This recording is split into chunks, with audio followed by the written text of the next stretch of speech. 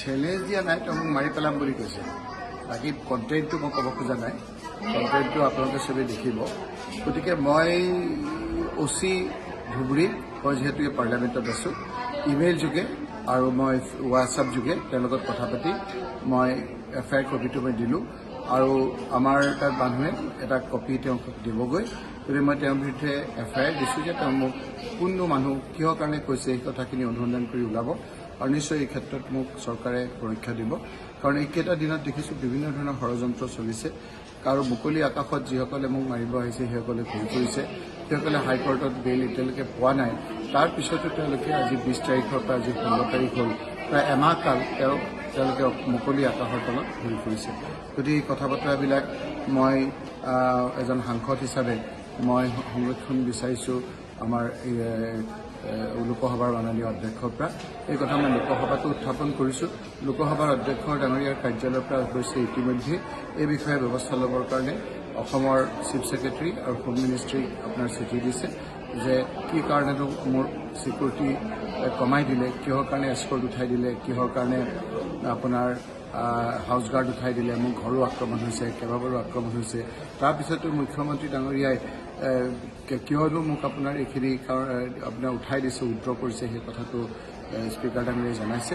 তাত মই সেইখিনি কথা মুখ্যমন্ত্ৰী ডাঙৰীয়াকো জনাইছোঁ যে আপুনি মোৰ ছিকিউৰিটি উইথড্ৰ কৰিছে, মোৰ কিন্তু কেইবাবাৰো আক্ৰমণ হৈছে, মোক আকৌ আক্ৰমণ কৰিব পাৰে। তাৰপিছতো তেওঁ কোনো ধৰণৰ সুৰক্ষা নল'লে, মোৰ হাউচ গাৰ্ডটো উঠাই দিলে, মোৰ এস্কৰ্ট আছিল, এস্কৰ্টখনো মাননীয় মুখ্যমন্ত্ৰী ডাঙৰীয়াই উঠাই দিলে। এই কথা মই যেতিয়া তেওঁক লিখিতভাৱে জনালোঁ, তেওঁ একো নকৰাৰ কাৰণে মই স্পীকাৰ ডাঙৰীয়াকো জনাইছিলোঁ। স্পীকাৰ ডাঙৰীয়াই ইয়াৰ পৰা চিঠি দিয়াৰ পিছত তেওঁ কেইটামান দিন মোক এস্কৰ্টখন দিলে, তাৰপিছত আকৌ লৈ গ'ল। যেতিয়া এস্কৰ্টখন উঠাই দিলে, উইথড্ৰ কৰিলে, তাৰপিছতে মোৰ প্ৰতি আক্ৰমণ হ'ল। গোটেই কথাটো মই তদন্ত কৰাৰ কাৰণে অনুৰোধ কৰিছোঁ যে গোটেই কথাখিনি কোননো জড়িত, মোক একেবাৰে কিহৰ কাৰণে মাৰি পেলাব বিচাৰিছে, সেই কথাটোত মোৰ মুভমেণ্টটো কিয় ৰেষ্ট্ৰিক্ট কৰিব বিচাৰিছে, এই কথাখিনি নিশ্চয় অনুসন্ধান কৰিলে ওলাব। এতিয়া আকৌ নতুনকৈ এটা আহিলে যে মোক মাৰিয়ে পেলাব বিচাৰিছে, সেইকাৰণে মই SP বাকী OC ধুবুৰীত মই এখন এজাহাৰ দাখিল কৰিছোঁ। এইটো গোটেইটো আপোনাৰ এটা খোলাখুলি আপোনাৰ কথা যে মুকলি আকাশত কোনে মাৰিছে, কোনকেইজন আছামী, এই কথাখিনি আপোনাৰ ইতিমধ্যে চৰকাৰে পবিত্ৰ বিধানসভাত কৈছে যে 9জন ইয়াৰ লগত জড়িত বুলি তেওঁলোকে অনুমান পাইছে। আৰু মই নিজে 22জনৰ নাম দিছিলোঁ।